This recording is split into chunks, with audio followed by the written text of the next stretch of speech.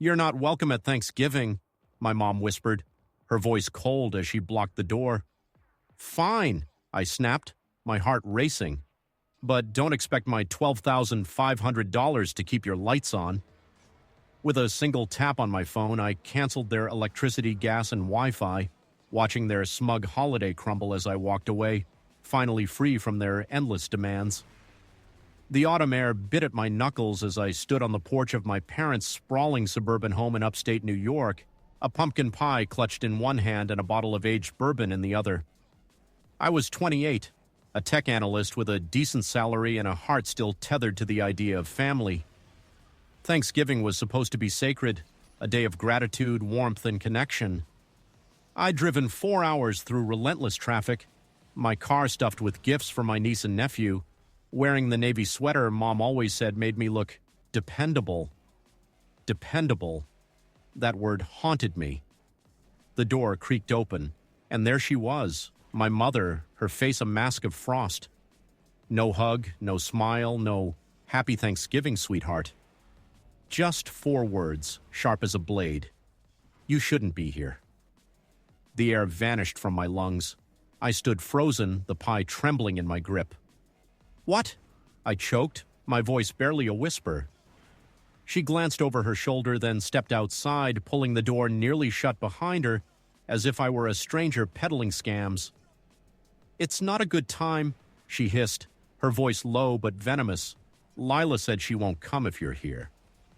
Lila, my older sister, 32, the queen of manipulation, always orchestrating drama like a twisted puppeteer.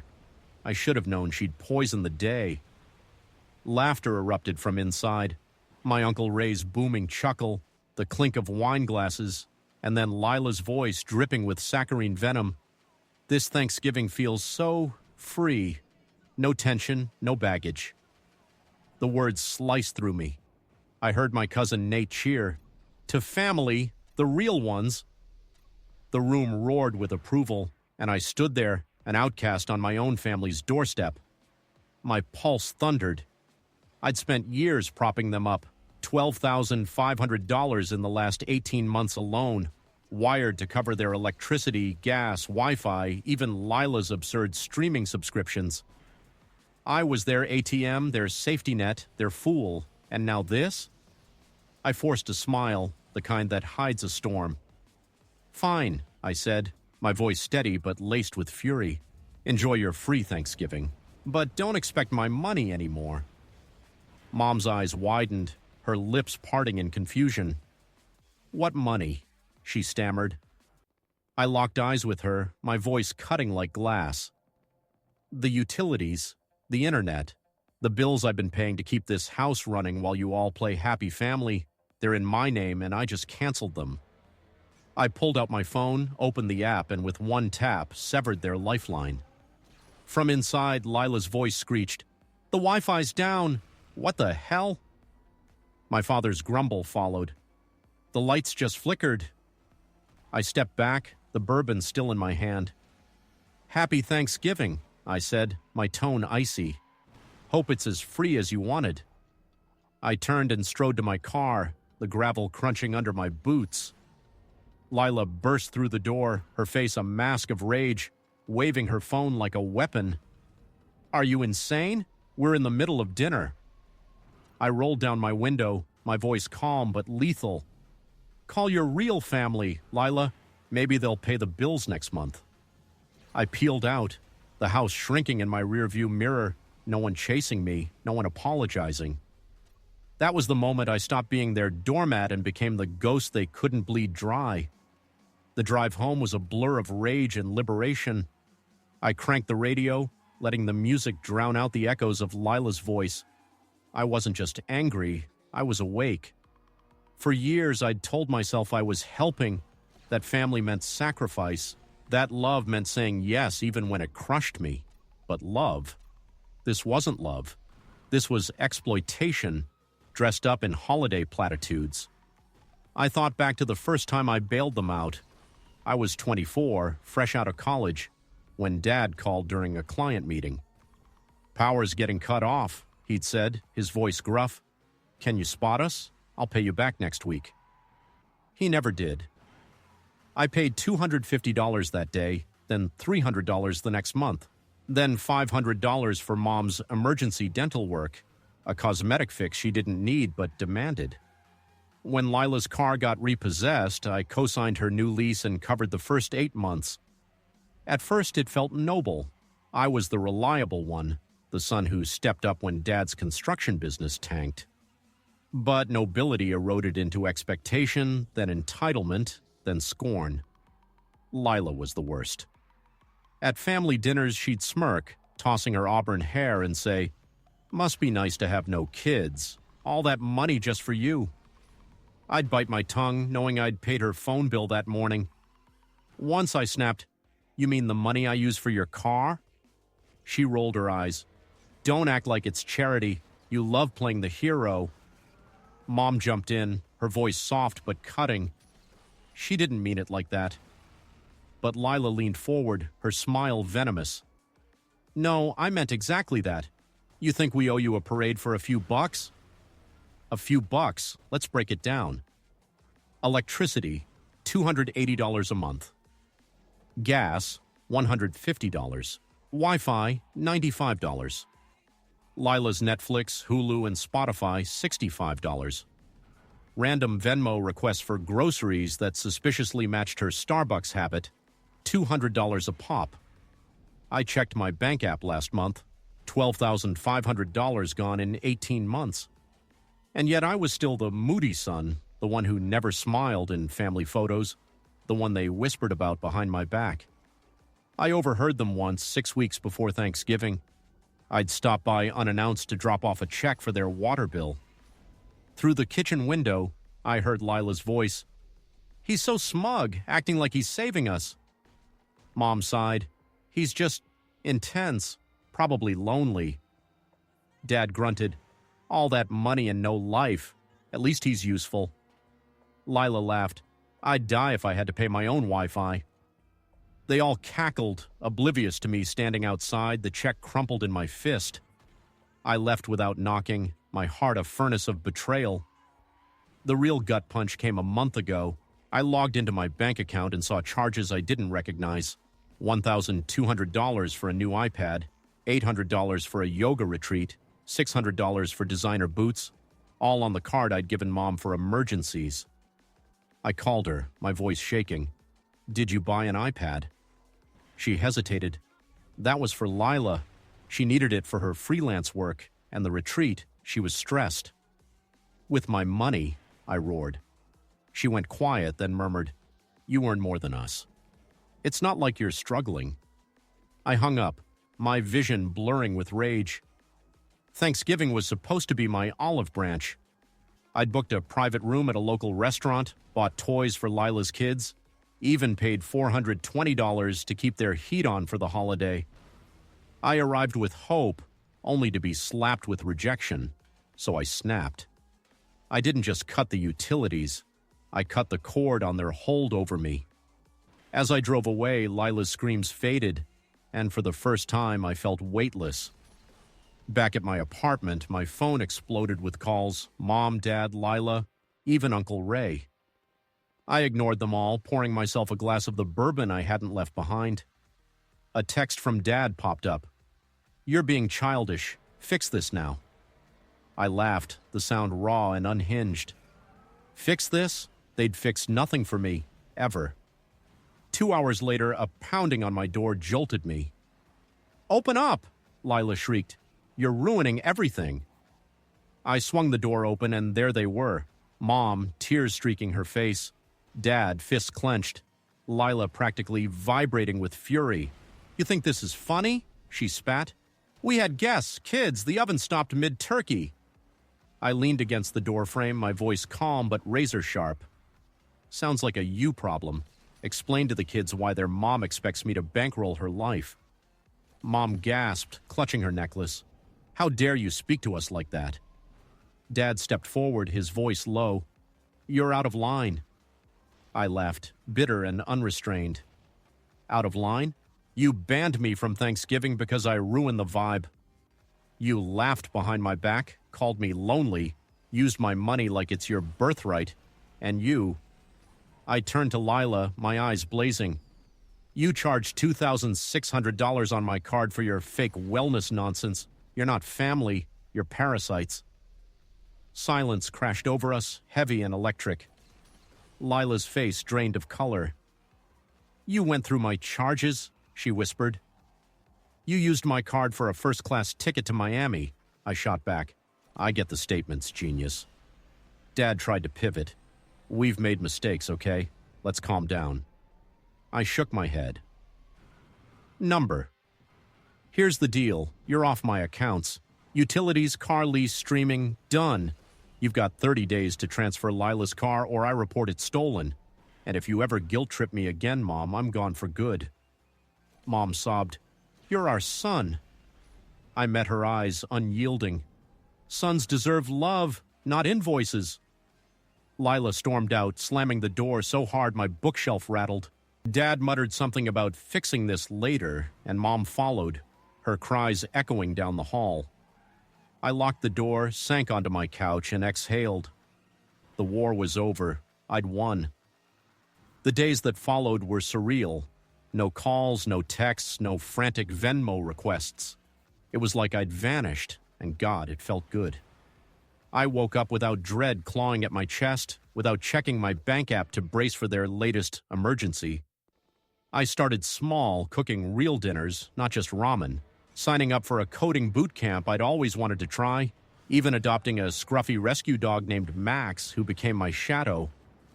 For the first time, my money was mine, my time was mine, my life was mine. A week later, Lila posted a cryptic Instagram story. Some people abandon you when you need them most. Karma's watching. I saved it, chuckling. Let her play the victim.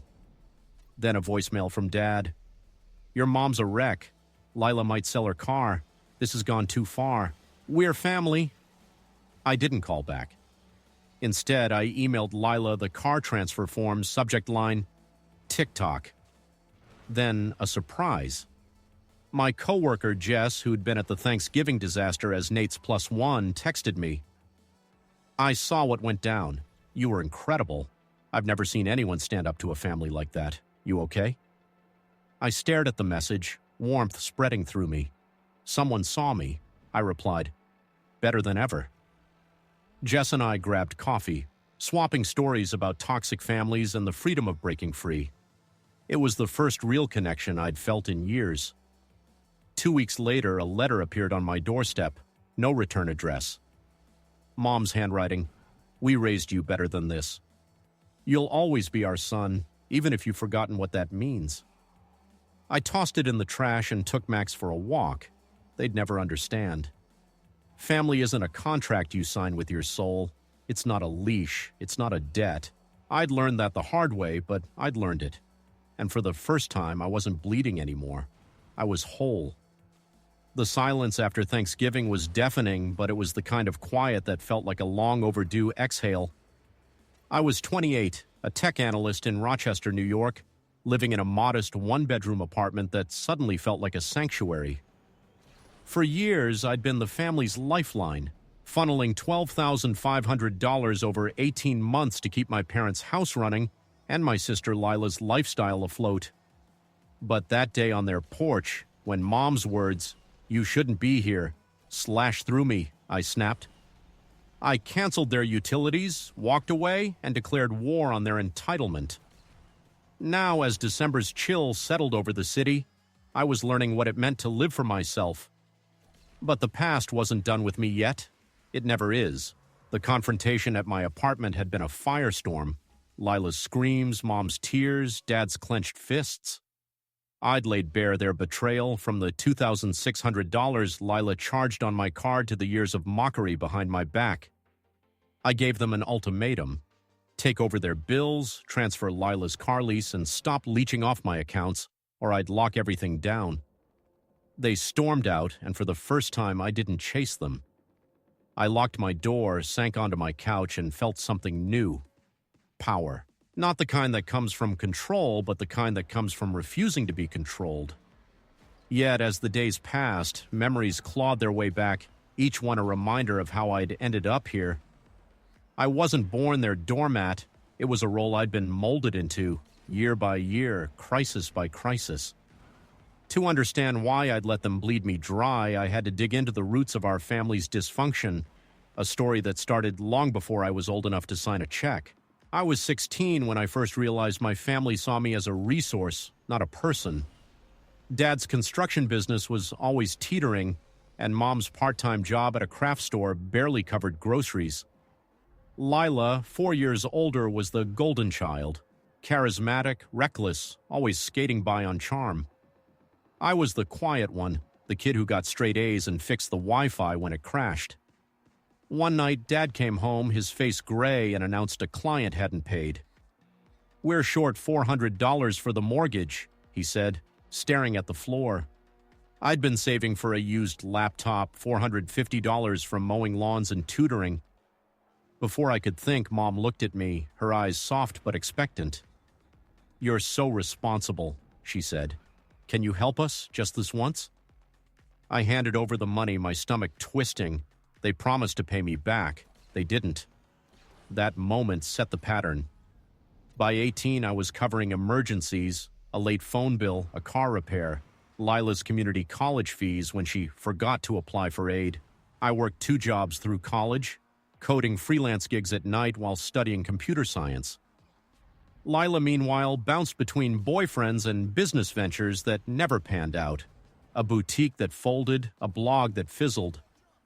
Mom called her spirited. Dad called her a dreamer. Me? They called me steady, but it wasn't a compliment. It was a leash. When Dad's business collapsed 3 years ago, I was 25, just starting at a tech firm. He called me during a lunch break, his voice flat. "We're losing the house unless you can cover the utilities." I wired $600 that day, then $800 the next month. Mom needed a root canal. Not urgent, but she cried about her smile, so I paid $1,200. Lila's car got repossessed after she missed payments, and I co-signed her new lease, dropping $2,000 for the first 6 months. At first, I felt proud, like I was holding the family together, but pride curdled into resentment as their gratitude vanished. Lila was the master of twisting the knife. At a family barbecue last summer, she leaned across the picnic table, her voice dripping with mockery. "You're so lucky. No wife, no kids, just stacks of cash to burn." I clenched my jaw, knowing I'd paid her electric bill that morning. "You mean the cash I spend on your rent?" I shot back. She laughed, tossing her hair. "Oh, please don't play savior. You love being the big shot." Mom chimed in, her tone soothing but sharp. "She's just teasing." But Lila's smirk said otherwise. "You think we should worship you for a couple bills." A couple bills? I'd spent $12,500 in 18 months, electricity $280 a month, gas $150 a month, Wi-Fi $95 a month, Lila's streaming apps $65 per month, and random loans for her manicures and brunches. I was their bank, and they despised me for it. The worst betrayal came 2 months before Thanksgiving. I logged into my bank account to pay rent and froze. My credit card, the one I'd given Mom for emergencies, showed $3,100 in charges I didn't make. $1,200 for an iPad, $900 for a wellness retreat in Sedona, $700 for Gucci sunglasses, and $300 for a subscription box of artisanal cheeses. I called Mom, my voice shaking with fury. "Did you buy sunglasses?" She hesitated, then sighed. "Those were for Lila. She's been struggling, mentally. The retreat was to help her heal." "With my money?" I roared. Her voice turned cold. "You're doing fine. We're barely scraping by. Can't you just let this go?" I hung up, my hands trembling. Let it go? I'd been letting it go for a decade. I started noticing the whispers after that. I'd show up at the house with groceries and the room would go quiet. Once I overheard Lila in the backyard, her voice sharp. "He acts like he's some hero throwing his money around." Dad grunted. "He's got no one else to spend it on." "Might as well help us." Mom added, "He's always been intense, probably lonely." They laughed, and I stood there, groceries in hand, invisible. I left without a word, but the hurt festered like a wound. Back in the present, December's first snow dusted my apartment windows. I was done bleeding for them, but the memories kept me awake, replaying every moment I'd said yes when I wanted to scream no. I adopted a rescue dog, Max, a scruffy mutt who followed me everywhere, his loyalty a stark contrast to my family's betrayal. I started cooking, real meals, not just microwave burritos. I signed up for a coding boot camp, something I'd always wanted but never had time for, thanks to their endless demands. My bank account, once a war zone of their withdrawals, was finally stable. I even bought a second-hand guitar, plucking clumsy chords late at night. For the first time, I was living, not just surviving, but freedom came with ghosts. Lila's Instagram stories were a masterclass in passive-aggressive warfare. Some people cut you off when you're at your lowest. God sees all. I screenshotted them, laughing bitterly. Let her play martyr. Dad left a voicemail, his voice gruff. Your mom's falling apart. Lila's talking about selling her car. This isn't you. Call us. I didn't. Instead, I emailed Lila the car transfer forms, subject line, 29 days left. No explanation, no apology. I was done explaining myself. Then, a new voice broke through the noise. Jess, my coworker who'd witnessed the Thanksgiving meltdown, invited me to coffee. Over lattes in a cozy downtown cafe, she leaned forward, her eyes warm. I've never seen anyone stand up to a family like that. It was inspiring. How are you holding up? I blinked, caught off guard. Someone saw me, not as a wallet or a punching bag, but as a person. I'm free, I said, the words tasting like truth. We talked for hours about toxic families, boundaries, the weight of being the reliable one. Jess shared her own story about cutting off an aunt who'd used her for years. It's like waking up, she said. You realize you're allowed to exist for you. I nodded, my chest lighter than it had been in years. A week later, I ran into an old high school friend, Marcus, at a bookstore. He was browsing sci-fi novels, his dreadlocks tied back, a grin spreading when he saw me. Yo, you look different, he said. Happier. We grabbed burgers, and I told him everything. The money, the betrayal, the utilities. He whistled, shaking his head. Man, you're a saint for lasting that long. My sister tried that with me once. I shut it down quick. He paused, then added, You did the right thing. Family doesn't mean you owe them your soul. His words hit hard, a validation I didn't know I needed. But my family wasn't done trying to claw me back. 3 weeks after Thanksgiving, I came home to a package on my doorstep, no return address. Inside was a handwritten letter from Mom, her cursive shaky. We raised you to be better than this. You've hurt us deeply, but you're still our son. We love you, even if you've forgotten what family means. Tucked inside was a photo from my 10th birthday, me smiling with a lopsided cake, Lila and Mom laughing beside me. A guilt trip in ink and glossy paper. I stared at it, waiting for the old ache to hit. It didn't. I tossed the letter and photo in the trash, took Max for a walk, and bought a hot chocolate from a food truck. Their tricks didn't work anymore. Then came Christmas Eve. My phone buzzed with a voicemail from Lila, her voice softer than I'd ever heard. Hey, I know you're mad. I get it. Things got out of hand. Mom's been crying nonstop and Dad's not sleeping. The house is weird without you. Can we talk? I'm sorry, okay? I listened twice, searching for sincerity. All I heard was desperation. They weren't sorry. They were scared. Scared of a world where I wasn't their safety net. I deleted the message and turned up my music, strumming my guitar to drown out the ghosts. The truth was sinking in. I wasn't the villain, but I wasn't the hero either. I was just a guy who'd spent years trying to buy love with sacrifice, only to learn it doesn't work that way. My family thought love was control, that gratitude was optional, that my role was to give until I broke. But I was done breaking. I was building new hobbies, new friendships, a new life. Jess and Marcus were proof I wasn't alone. Max's wagging tail was proof I was enough. As December ended, I stood at my window watching snow blanket the city. I wasn't naive enough to think the fight was over. My family would try again, new guilt trips, new crises, but I was ready. I'd learned the hard way that saying no isn't cruel, it's survival. Setting boundaries isn't betrayal, it's strength. And walking away from people who use you, even if they share your blood, isn't loss, it's liberation. I wasn't their ATM anymore. I was me, and for the first time, that was enough. January's icy grip tightened around Rochester, New York, but inside my one-bedroom apartment, I was thawing.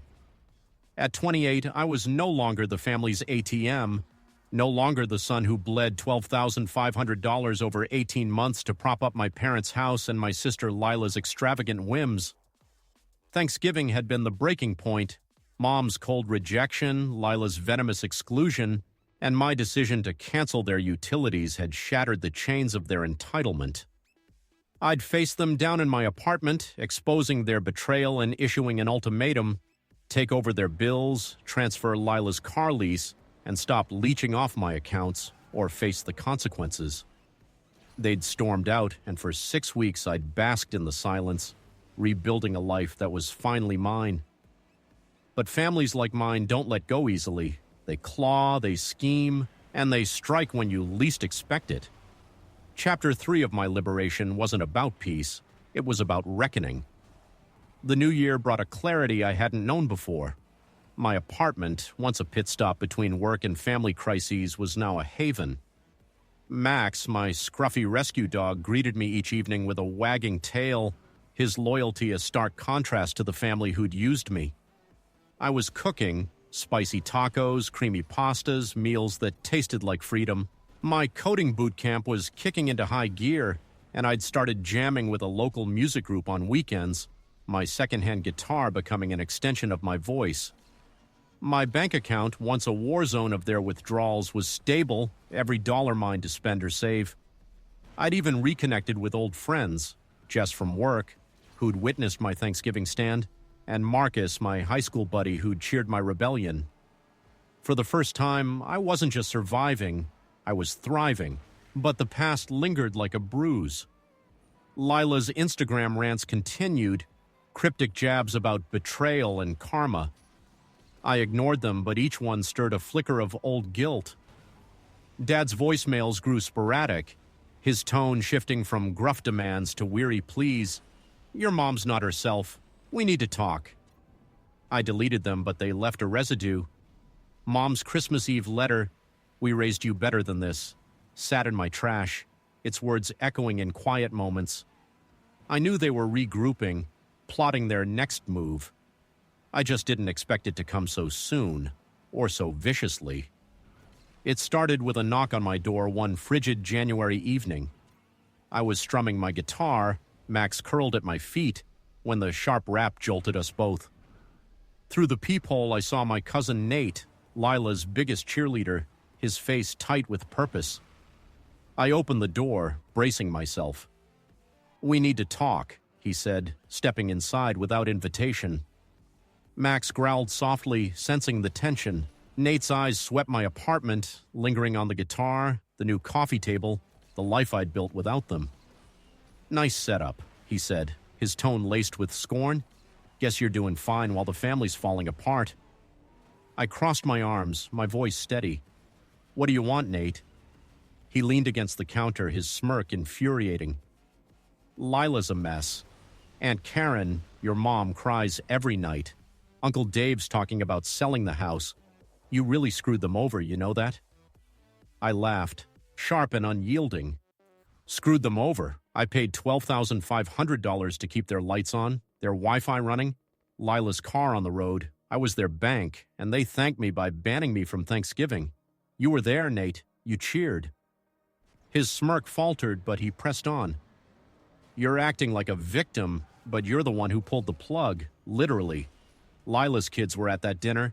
You left them in the dark, no heat, no water. That's cold, man." The accusation hit like a punch, stirring the guilt I'd fought to bury. I leaned forward, my voice low and fierce.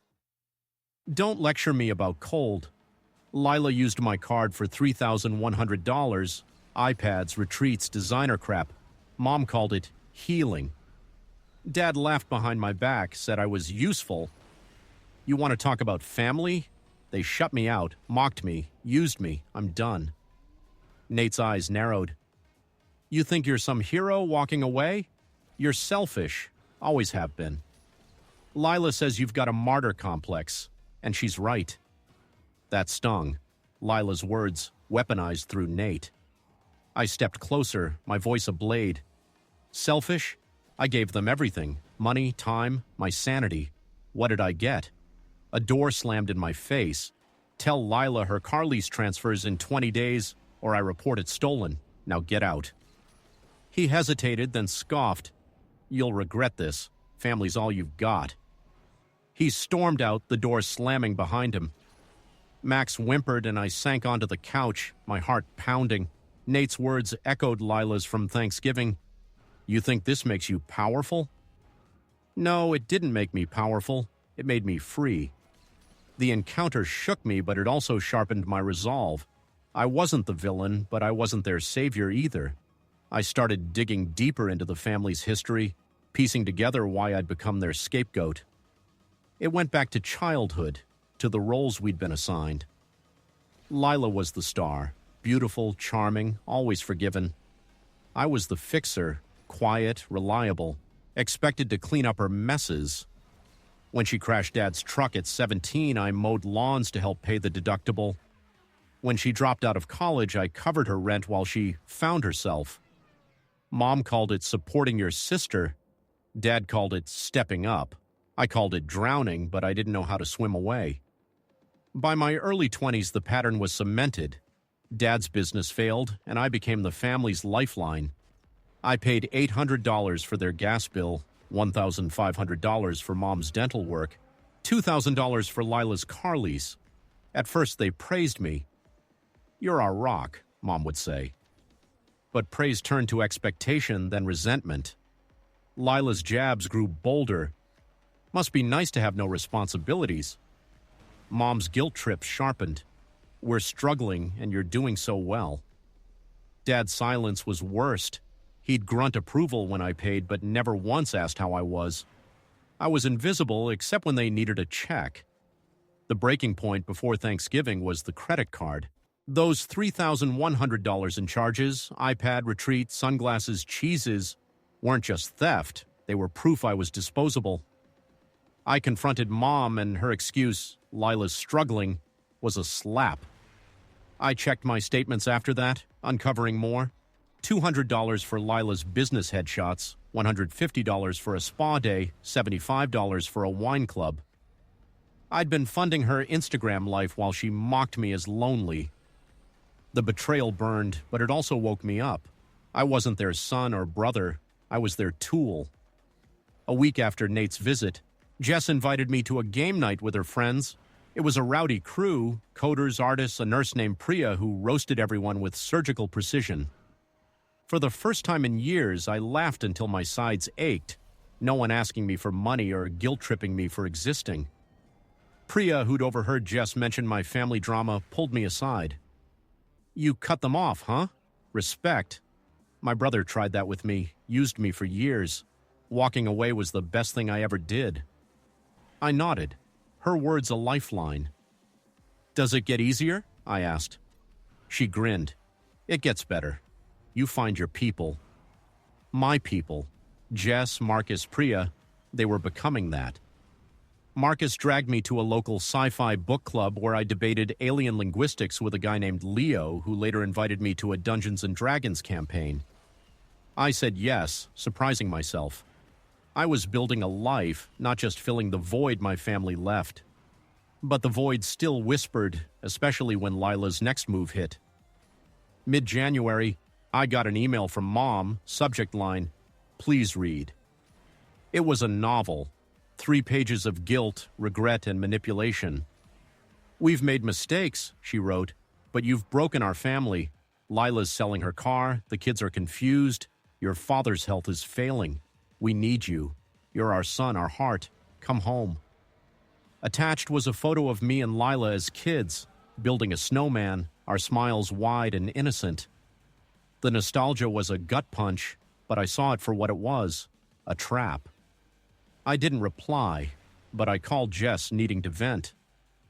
They're playing me, I said, pacing. They think a sob story and a photo will pull me back. Jess's voice was calm but firm. They're panicking because they lost control. You're not their puppet anymore. Stay strong. I hung up, grateful, and deleted the email. But the photo lingered in my mind, a reminder of a time when I thought family meant love, not leverage. Then came the ambush. One Saturday, I was walking Max in the park when Lila appeared, her face pale, her eyes red. "We need to talk," she said, her voice shaky.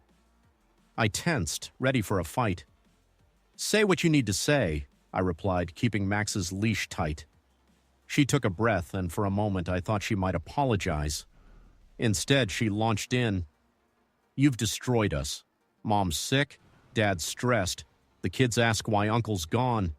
You think you're free, but you're just alone. You'll regret this when we're gone." Her words were a blade, twisting in old wounds.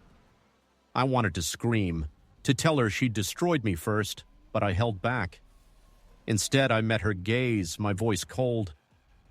"You charged $3,100 on my card. You laughed when I was banned from Thanksgiving. You called me selfish for stopping the money train. You don't get to play victim now. Transfer the car lease, pay your bills, and leave me alone." She flinched, tears spilling, but I saw the calculation in her eyes. "You're heartless," she whispered, then turned and walked away. I stood there, Max nudging my hand, and felt no guilt, just resolve. That night I wrote in a journal something I'd started to process the chaos. "They think I'm the villain," I wrote, "but I'm not. I'm just done. Done giving, done forgiving, done shrinking. I'm allowed to choose me." The words felt like a vow. I wasn't heartless. I was healing. I wasn't alone. I was surrounded by people who saw me, not my wallet. Jess, Marcus, Priya, Leo, they were my family now, not by blood, but by choice. But the reckoning wasn't over. A week later, Dad showed up at my office, waiting in the lobby like a ghost from a past life. "5 minutes," he said, his voice rough. I led him to a conference room, my heart pounding. "This ends now," he said. "You're killing your mother. Fix the utilities. Come home. Be a son." I looked at him, the man who'd once taught me to ride a bike, and saw a stranger. "A son?" I said, my voice steady. "You told me I was useful. You let Lila use me, let Mom guilt me. I'm not your son. I'm your ATM. That's over." He stared, his jaw tight. "You're making a mistake." I shook my head. "No, I'm making a life." He left without another word, and I returned to my desk, my hands shaking but my heart firm. The reckoning was brutal, but it was mine.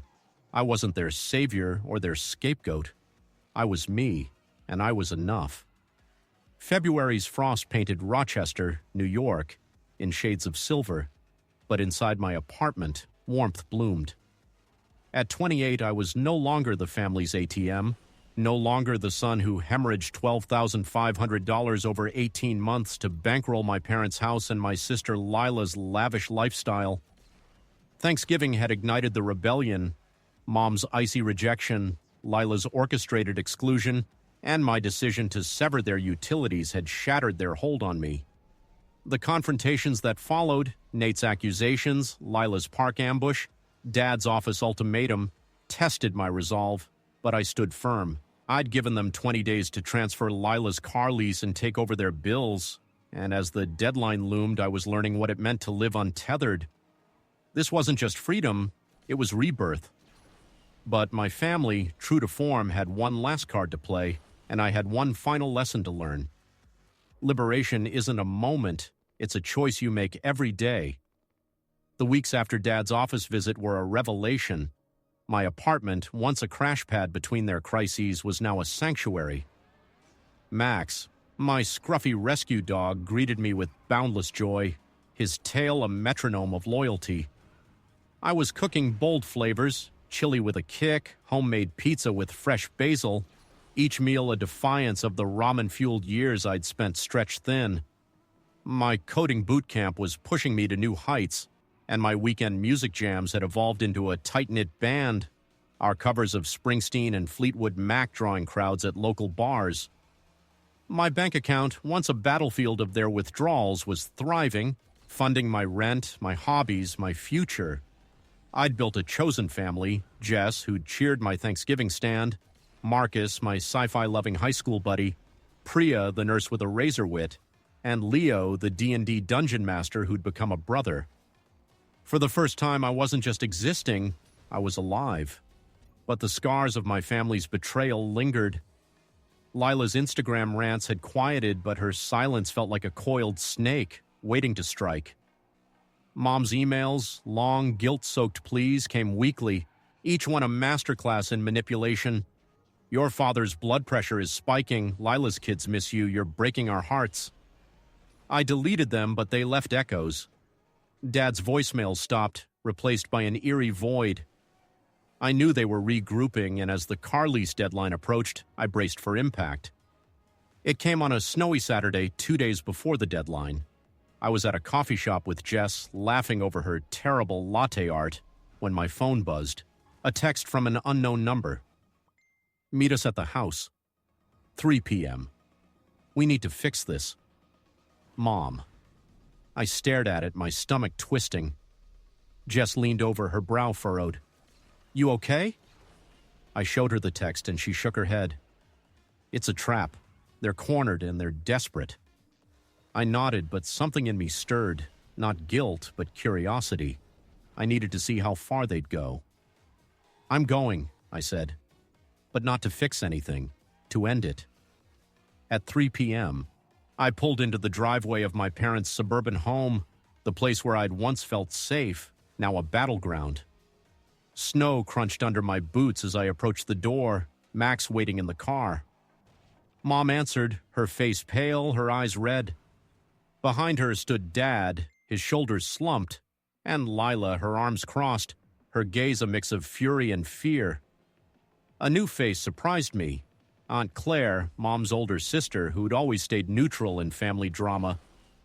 Her presence threw me, but I kept my guard up. Come in, Mom said, her voice shaky. I stepped inside, the familiar scent of her lavender candles clashing with the tension.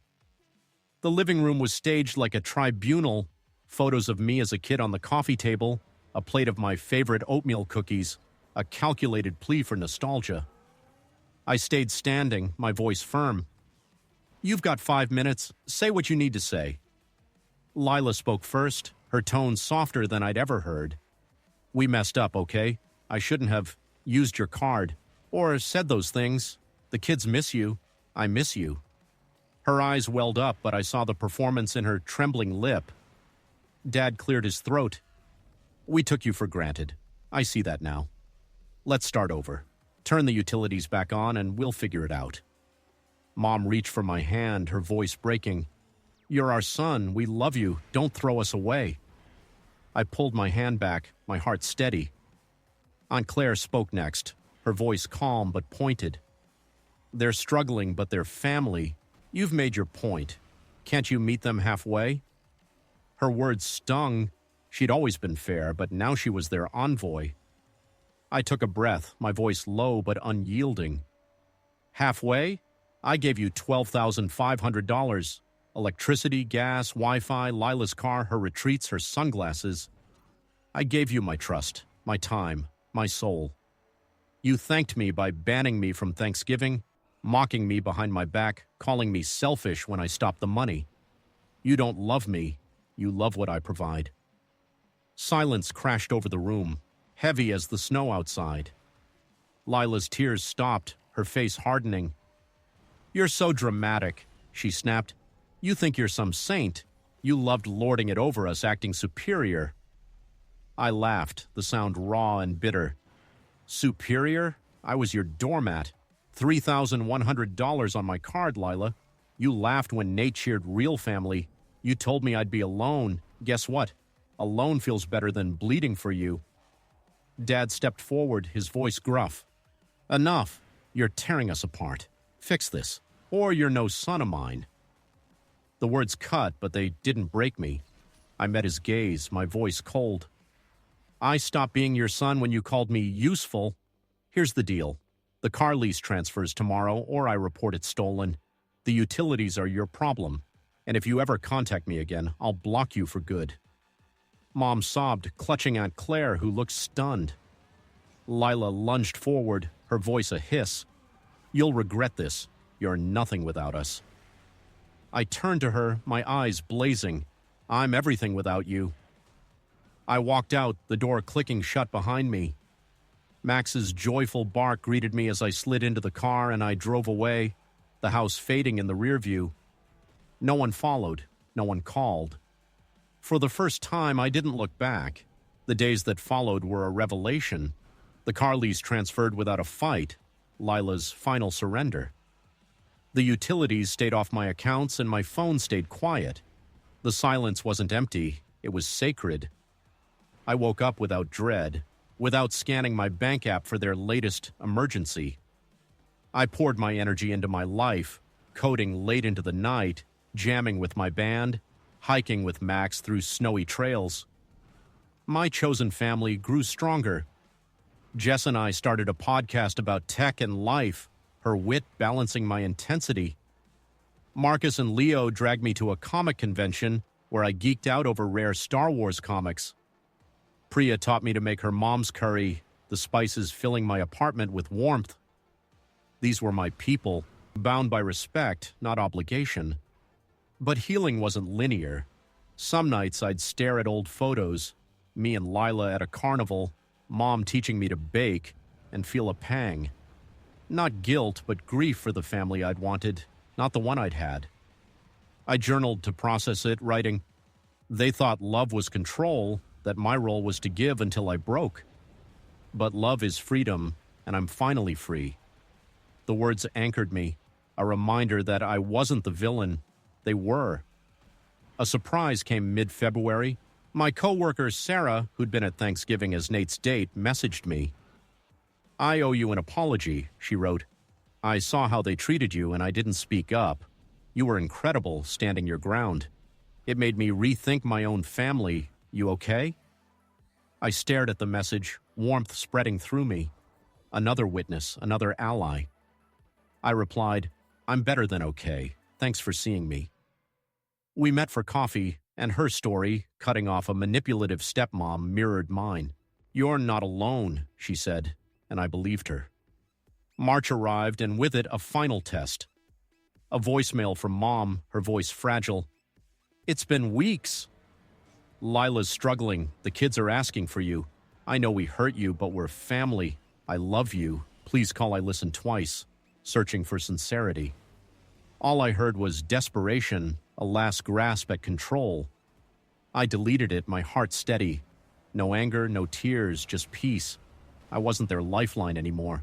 I was my own. That night, I performed with my band at a local bar, our cover of Landslide bringing the crowd to its feet. Jess recorded it, her grin wide. Marcus and Leo cheered from the bar, Priya and Sarah waving from the crowd. As I strummed the final chord, I realized I wasn't just surviving. I was soaring. My family's shadow couldn't touch me here. I was the main character in my story, not their supporting role. Here's what I know now. Saying no isn't cruel. It's courage. Setting boundaries isn't betrayal. It's survival. Walking away from toxic people, even if their blood isn't loss, it's liberation. My family may curse my name, twist the story to make me the villain. Let them. They're not in my life anymore, and my life is mine. If you're reading this, tired of being the one who gives, forgives, sacrifices while they laugh behind your back, hear me. You're allowed to stop. You're allowed to choose you. And if they tell you you're not welcome, say, good. I didn't come to be welcome. I came to stop bleeding. Then walk away, head high, and build a life that's yours. This story isn't just mine. It's for anyone who's ever felt trapped by the people who were supposed to love them. I found my freedom, my voice, my people, and I'm never going back. If this resonates with you, if you've fought to break free or you're still fighting, I want to hear from you. Share your story, your strength, your truth. And hey, let me know. Where are you listening from? Drop it in the comments and let's build a community of survivors together.